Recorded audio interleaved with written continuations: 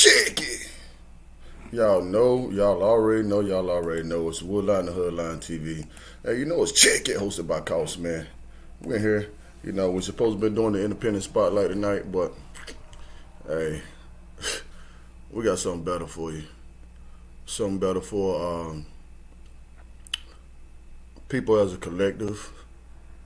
Something that women really need to hear. So I'm just waiting on my guest to show up, you know. So until she show up, man, look, I don't know, I might just play something until she show up, you know. So I hear when she come in and everything. So y'all know this Woodline the Hoodline TV, Check It, hosted by Cost, and make sure if y'all got somebody that's been through something, they might want to hear this conversation tonight. So y'all make sure that y'all tune them in and everything. So we're getting ready to get it jumping in just a little bit. As soon as sis come up here, we'll get it jumping just a little bit.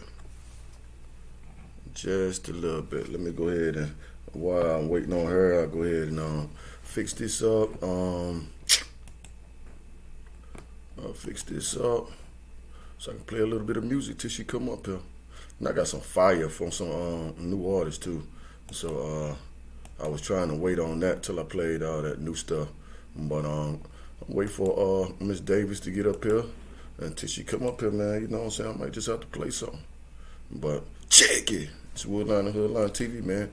Check it. Hosted by Cost. Shout out to Lillian, man. What up? In the building. Let's go.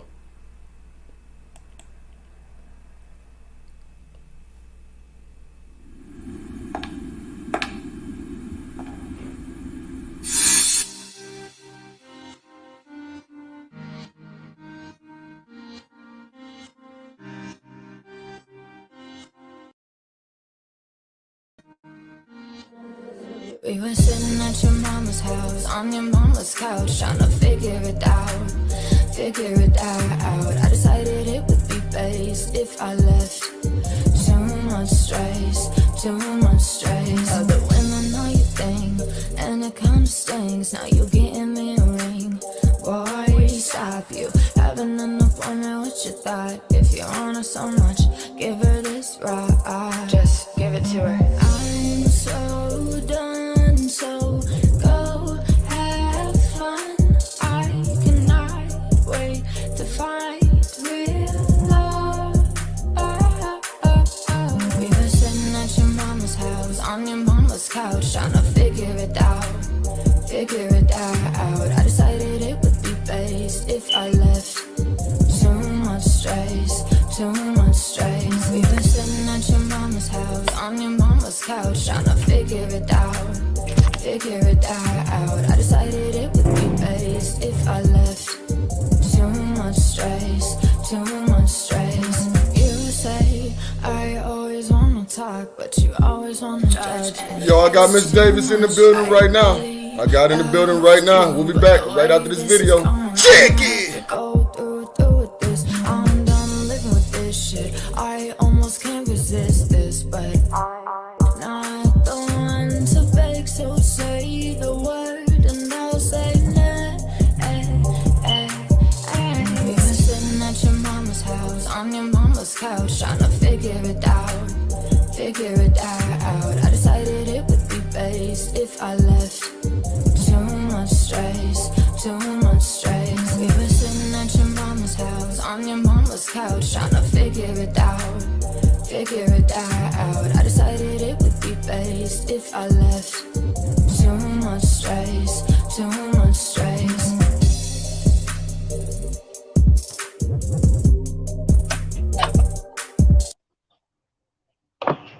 Check it! Y'all know what it is. It's Woodline the Hoodline TV, and you know it is Check It, hosted by Cost. Hey, look, we got a very special interview tonight.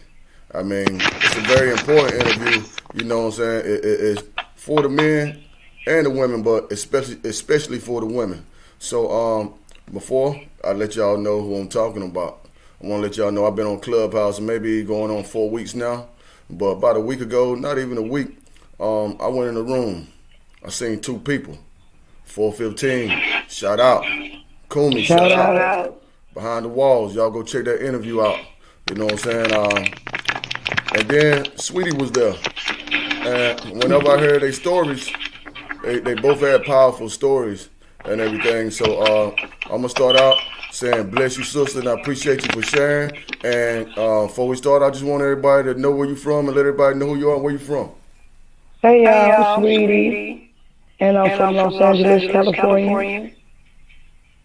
That's what's up. That's what's up. Okay, so I don't want to get too into detail about your story because I want for you to tell it because I ain't gonna tell nobody's story. So can you just give us a description and like just take us off slow on what you're doing and your movement and everything you got going on?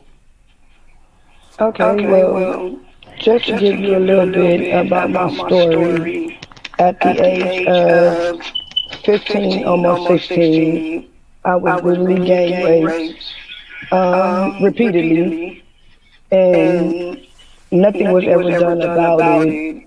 It never was resolved. I was raped by a Mexican gang that did not like black people. And I never really spoke on it, even though I did go to the police. I went through all the procedures, but I kept it to myself. A lot of people didn't know that I had a child from it, which I do.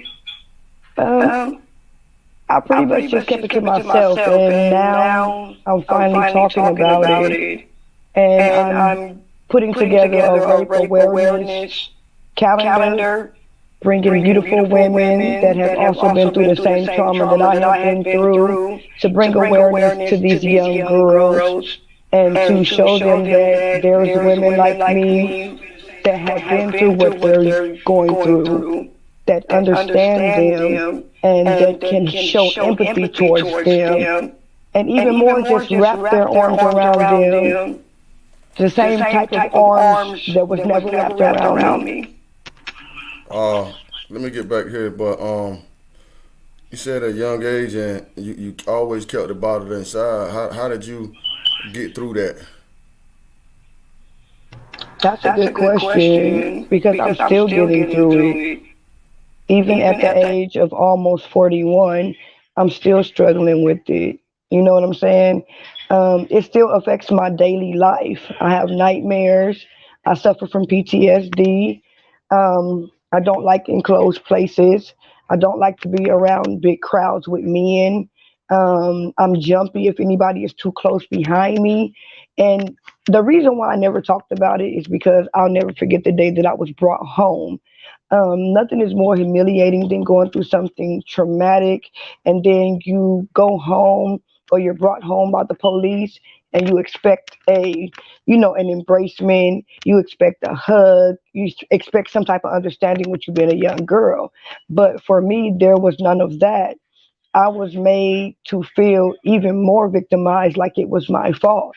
So once I realized that even the people close to me wasn't taking it serious and wasn't wrapping their arms around me, I felt like what was the point of even talking about it? Why tell anybody? And I regretted talking about it and going to the police because I felt embarrassed, I felt nasty, I felt humiliated, and I didn't feel like I could trust anybody. What can I got a question. Let me get you back over here, and it's gonna be a tough one because I thought about it when you said what you just said a while ago. So you said you had a child, but do you ever look at your child and get mad or anything from just to think about what you've been through? That's the crazy part. No. I'll never forget after I found out I was pregnant, I was actually taken to the abortion clinic to abort my child. And again, I'm a young girl, teenager. Back in those days, they allowed them to show you pictures of a process of what happened with babies when they were being, aborted. And for some reason or somehow, I ended up being put in the middle of a circle amongst people that surrounded me. They were showing me the signs, and I didn't know what to do. I was scared, so I just broke down and started praying. And I'll never forget a voice in my ear saying, "Trust me. Ask no questions. Just trust me. Keep your child. This is your child." And as a young girl, I didn't know what that means. I didn't understand it, but I was obedient. And I left from the abortion clinic, and I kept my child. But to answer your question, no, I don't look at her funny. I don't have any hatred towards her. I think that she represents the strength that I have inside of me. And looking at her is just a reminder to me that though things happen to you bad, something like her birth can be beautiful. Oh, I love that. I love that. And before we get back into the next question, I want everybody to know this Check It, hosted by Cost. Hit that like, subscribe button. You know what I'm saying? We got a great interview right now. We talking to Miss Lillian Davis. You know, person I met on Clubhouse. So y'all go, if y'all on Clubhouse, make sure y'all go to hit that greenhouse on the Check It, hosted by Cost, the Woodline, the Hoodline, ENT. Also, make sure you hit that Ghost Regime. You know what I'm saying? The Ghost Regime. You know what I'm saying? Her name is Sweetie up there. You know what I'm saying? With 415 Kumi. You know, shout out my bro. So, what can? Okay, let me go back from your child and everything. So, I know right now. Do you think that from that happening, do you think that you're overprotective or not too protective of your kids? Oh no, I'm very much protective. You might say I'm overprotective because I know of the evil that's out there. And again, I never expected to wake up and just go through my day and end up in the midst of a brutal gang rape. So I'm very protective. I talk to my daughters to prepare them, you know, to be careful, not to trust. I don't allow them to hug men. I watch how they dress. On their social medias, watching pictures. If they poke their lips out the wrong way, I make them take the pictures off. So yes, I'm very protective. But you're supposed to be. I mean, I know it's different everywhere, but I know you was talking about the crime and where you stay in LA and how they snatching kids. So, hey, look, I applaud you for that because I got 4 girls and I'm very protective and everything. So, like, I applaud you for everything you got going on and everything you've been through. Like, oh my God, your strength. And so, if anybody got any questions down there at the bottom in the comments, anything that they want to ask while we up here, feel free. Next question. What is your message for change for females right now? What can we do to change the dynamic right now on what's going on with females? Well, I can't speak for every female, but on my end, I think by listening, I think by telling our stories, I think by speaking more and building a panel with strong women like myself that have been through the same things that I'm going through and been through. I think it's really important because so many girls are missing on a daily basis. They are trafficked, they are kidnapped. I mean, it goes on. And people don't really talk about it. You wouldn't know that your neighbor next door to you, who you've been smiling at every day, you see in a good mood, you would never know that her whole life she endured abuse. Her whole life her dad or her brother's been touching on her. And like in my case, I kept it bottled in because I didn't know who to trust. I was made to be crazy from my situation. You know, people had me out here with sleeping around with Hispanics. instead of really finding out what happened. So I think we need to talk more about our stories. And like I said, create platforms that these young girls can be inspired by. And build a sisterhood and start wrapping our arms around these young women and other women that are survivors. And let them know that it's okay to talk. It's okay to face our past. I'm not any longer embarrassed. I'm working on still building me more. I'm working on my confidence. I'm working on my understanding. And even more, I've got to the point to where I understand I'm no longer a victim, but I am a survivor. Facts.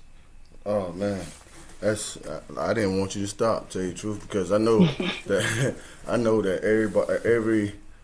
there's a lot of women that needs to hear this. I mean, because from what you've been through, like the stories you told me, like you're very strong, a very strong female, and I commend you for that. Like I said, if anybody got any comments, any questions down below, hey, feel free to ask, because it's all about you right now. I'm all about it. It's all about you. So anything else you wanna add? And it's not just, being gang raped. I've been molested at the age of 5. I've been touched by family members. I was a part of the system to where, my worker turned her eyes. She didn't report. I was running away. It was just terrible. My life went from a good point, and how a tornado or a hurricane come in, and it just blows, and it destroys things. Right. And before I knew it, what was supposed to be a young little girl ended up having to learn how to be a mother and had to learn how to put on adult shoes when I should have been playing with dolls, running around, enjoying kids in teenage years. I had to learn how to be an adult and deal with trauma all at the same time. Why was it so hard for you to go talk to someone at that point? Trust, judgment. And I think that's what a lot of girls and women go through. They're scared to talk because we don't want to be judged. We don't want to be ridiculed. We don't want to be criticized. We don't want to be embarrassed. We don't want to be made fun of. And we don't want to be humiliated. We're already humiliated. We've already, like for me, I've been to the bottom of the bottom.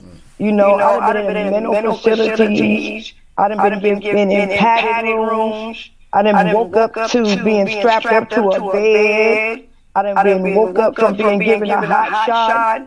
All because I'm trying to figure out what's going on and why am I here. So I was kept to be quiet. So it's like it was always something submerging everything that was going on. And I feel like that was because secrets. People go through great lengths and mouths to keep secrets, from being revealed. So no, I didn't feel comfortable. I felt like I was failed. So if nobody was listening to me at home and close to me, why would anybody else that don't know me even care? What got you to that point where you was comfortable opening up and letting people know your story? I think part of it would be for me self-healing, because I have nightmares. Again, I suffer from PTSD every day. Being unsure of myself, insecure. I had to start talking about it for my mental, for my self-healing. And I started meeting other great women with stories that were just as dynamic as mine. So when I heard these stories, it was like a pot that you're cooking, and all these other women with me were different seasonings. that were being poured into this pot of food to give it flavor. So it helped me to start talking more because I thought about with all these seasonings that we're putting together and mixing in this pot to help these young girls will make one hell of a epic dynamic change. You know, we won't be able to save everybody, but we can make a nice dent. And it starts with accepting what we've been through. I done been a stripper. I done been adopted. I done been a runaway. I done been a teenage mom. I done been domestic violence for 5 years. I done been stripped of every dignity that I could hold as a woman from a child to now. So telling is just peeling. It's peeling layers that I've just had sitting there. I've been living, but I haven't been living to be free. Now I'm trying to free myself so that I can live. I love the way you put that. I got a question for you. If y'all don't know right now, this is Check It, hosted by Cost. I got Miss Lillian Davis, a.k.a. Sweetie. Go look her up on Clubhouse app. You know what I'm saying? The Ghost Regime. Shout out to 415 Kumi and everything. I got a question coming from Donnie Brasco. You know what I'm saying? Donnie Williams, shout out. Oh, yeah. Shout out to Miss Verdia Evans. You know what I'm saying? She said, you look beautiful. That's I think that's Thank you, Mommy. I think that's Mama Dukes. The question from Brasco is it hard for you to be in a relationship now? Yes, it's very hard. They've been failures. I brought it into my relationship and into my marriage. I would go to bed fully clothed. You know, I would have nightmares. Being touched in my sleep without me being aware would cause me to fight. It would cause me to hit and do things that I was not aware of that I was doing. So do you think, so you don't think there'll never be a chance of you trusting a man? Well, yeah, I've trusted, my husband. We've been together 13 years. Okay. We've been married 13 years and we've been together a little longer than that. Shout out to LaQuanta. It's very hard coming into my marriage with all the trauma that I had. Because I just want to ask you to get into that. How hard was it when you first met him to gain his trust, to get that trust, and for him to earn your trust and you to earn his and everything? How hard was that? It was very hard, especially coming out of a 5-year relationship to where I was being abused. So again, it was more damage that was destroying me. You know what I'm saying? It's just like how you put water on a wall or you keep wetting paint and eventually it's going to start coming apart. That's how I was.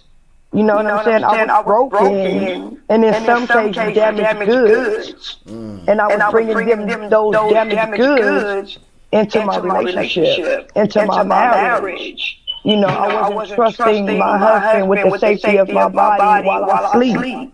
And at the same time, I wasn't even aware of these things. All right, what's your husband's name? Damon. Hey, shout out to Damon. Shout out to the king. Shout out to the king for sticking with his queen, man.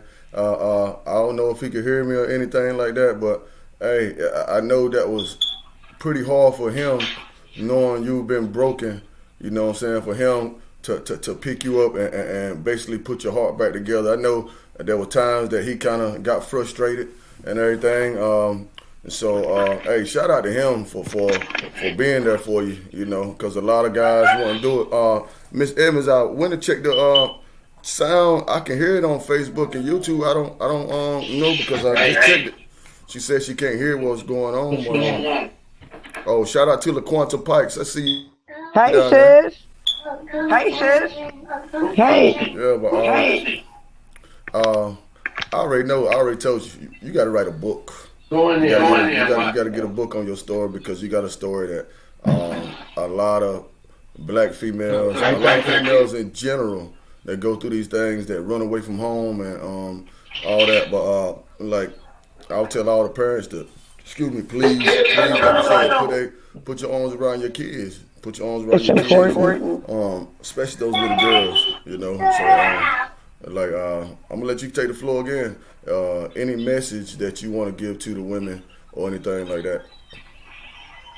Yeah, I would really like to tell women to look towards their kids. Pay attention to your daughters. Embrace them. Talk to them. Love them. Uplift them because self care is very important in us as young girls all the way to women adulthood. It's important that you teach your kids, especially young girls, to protect their space, protect their energy, and that it's okay to tell. Nobody should be allowed to touch you as a child, as a woman. I don't care if you're walking down the street butt ass naked in a pair of stilettos. If that's how you're walking, it does not give a man or any men the right to decide that that's a vulnerable woman, so I'm going to go take what I want from her because if she didn't want it, she wouldn't be walking around like that. You never know what state of mind that female might have been in. Women are not just walking around here in the state of minds that we are in from nothing or for no reason. A lot of us are hurt. A lot of us are what you would consider damaged goods. And when I say damaged goods, because to ourselves, when you're damaged, everything that you feel, everything that you believe in yourself is tarnished. You don't have that sense of security anymore. And my thing to women would be instill that in your daughters. Keep your daughters close. Let them know that they can come to you for anything. Give them a comfort zone because trauma that young girls go through and don't talk about it, it goes through your life. It festers inside of you. It doesn't stop until you fully heal yourself. And for me, this is my healing.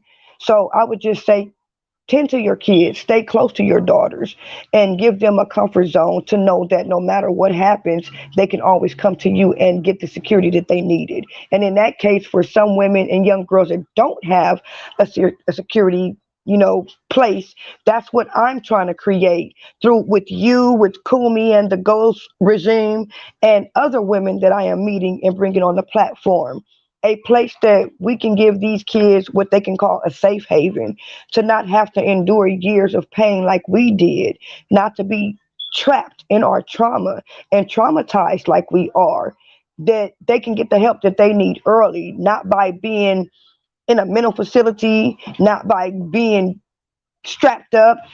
Sometimes you can go through therapy, but if you have a therapist that has never been through what you've been through, has never been touched, has never been raped, has never been molested, how can you expect for that therapist to relate to you? I'm in therapy, but I have a therapist that hasn't went through any of that. So now, since I've been on the clubhouse, I've met guys like Cross, Mike, what I do now, and beautiful women like LaQuanta, beautiful women like Faith, beautiful women that have stories. My sister Goddess, Tarita, all these women that I've brought together. We help each other heal, and we do that by telling our stories. We make each other vulnerable to each other. We open up to each other, and we respect and understand each other. That's the type of things that you do to make an example, to make a difference. We're linking to lead by example. I'm not just talking about it. I'm using myself. I'm putting myself out there. I'm giving you guys me authentically and vulnerably. Everything that I've been through, I'm giving you the not so scared sweetie anymore. I'm still insecure. I'm still questioning myself at times that I shouldn't, but I'm here to the point to where I can say, hey, I'm sweetie. I'm a survivor. I'm sweetie. I've been through some things, but I'm here to make a difference. Like it blow me away every time. So, like I said, Thank you. I thank you for just taking your time to come up here and to come up here with us and share your story. Because, like I said, people on Clubhouse to come up here, they know your story. That's been in the rooms with us, but the story need to get out there. They more than Clubhouse that need to hear this. So anybody on my side that need to hear this, y'all always can go back and replay it. Justina, she said she proud of you and all the ladies. Tina. So we appreciate you for coming on and let everybody know where they can find you at. You can find me on Instagram. Follow me, Sassy, SASSY, underline, Sweetie, SWEETIE81 on Instagram. Lillian Davis on Facebook.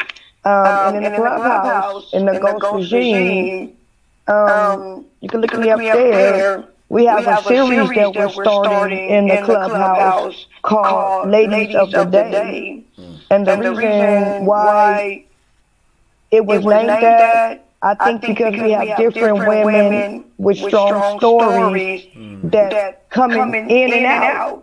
You know, you never know who's going to come in. Right. You never know what story you're going to hear. Right. So, as a matter of fact, Cooley. 414 Mike, he's the one that came up with it. He came up with it. And I thought it was a great name because it doesn't define one female. It represents us all. And that's what the movement is about.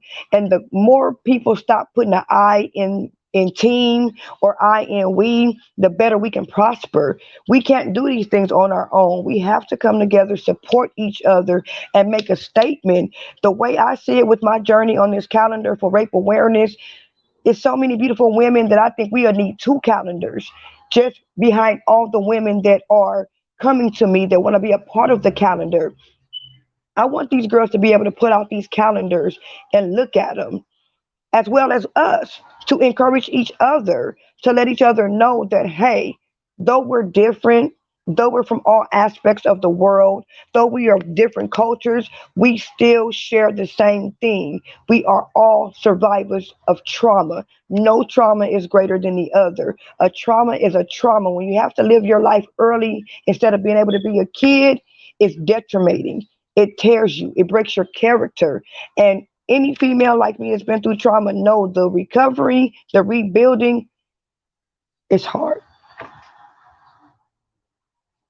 Like I said, I thank you. Thank you for sharing that. And I think that series starts next Friday on the 4th. We'll be on our third episode. Yes, on the 4th. I always remember that. Check it. And make sure y'all come after we finish this, y'all make sure y'all come over to Clubhouse to Check It, hosted by Cause, because we're going to be up in there talking about a good topic tonight. Sweetie going to be in there and everybody. So we're going to be talking about food and gas. You know what I'm saying? If there was a food shortage and gas shortage, would you ever be able to survive off the land? So make sure y'all tune in at 8:30. I'll be sharing the link in a little bit. So again, Sweetie, shout out to you, Miss Lillian Davis, aka Sweetie, in the building. LA, shout out.